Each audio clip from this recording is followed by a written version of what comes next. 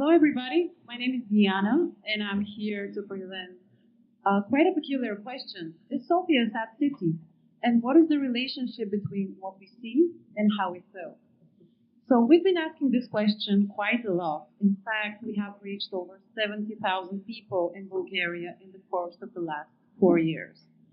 And it all started quite innocent. It was just an online question out of curiosity.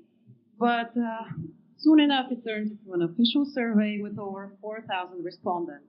And the result? Well, it turns out that for most people, Sofia indeed feels as a sad city. For some reason, this is how they feel about it, no matter how we put it.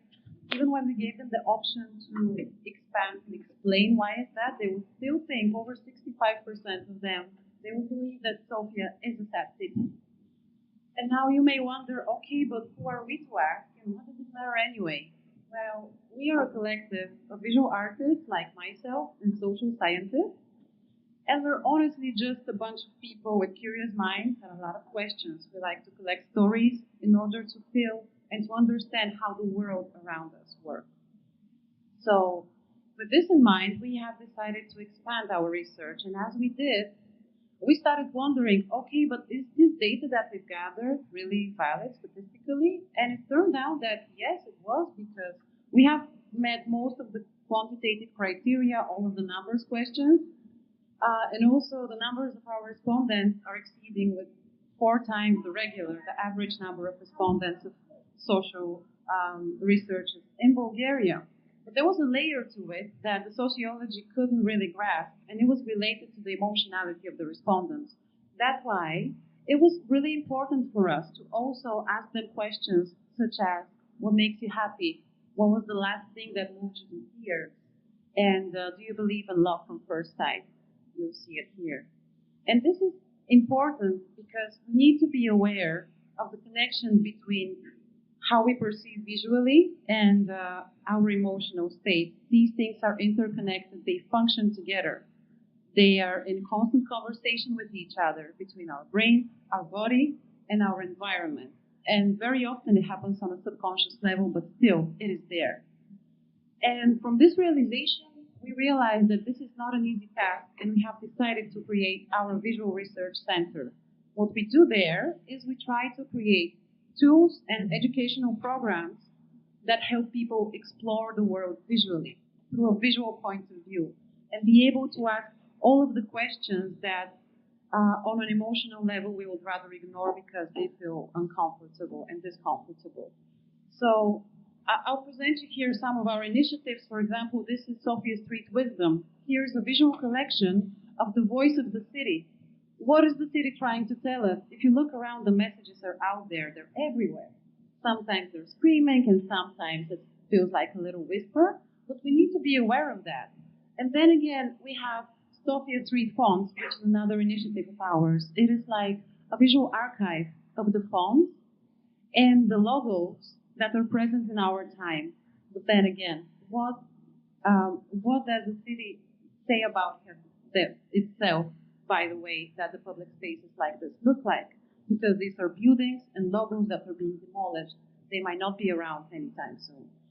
So this example, for example, you see that the migrants are welcome here, but then again, 2 weeks later, you pass through the same fence, and the street is telling you that they're not welcome anymore.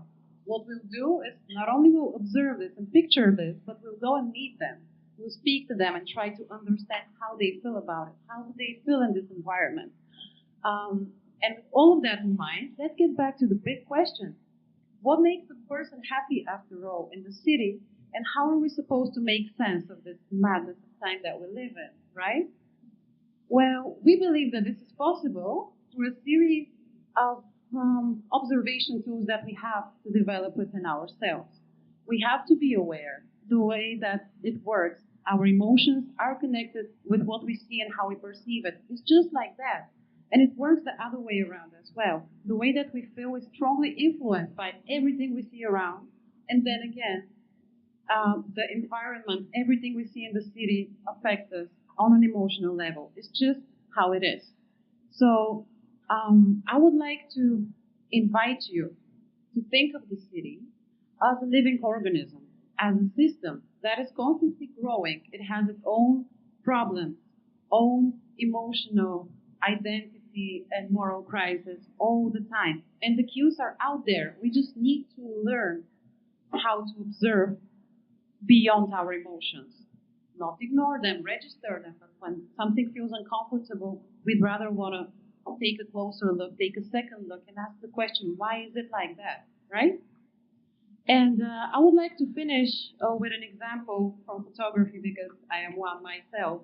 In a classical photography, it's always black and white. But even in the black and white photography, you have to be very aware of the white is white and the black is black. But in order to get a properly exposed, deep photo, actually you have to pay attention to the shades of gray. And it's the same thing with the way that we perceive our city. We need to be aware to look deeper, ask questions, and embrace the absurd of it all. This is the only true way to happiness in the city of Sofia and actually in any other city in the world. So if any of this was interesting to you and you would like to explore it further with us, please, I would love to meet you later. Thank you.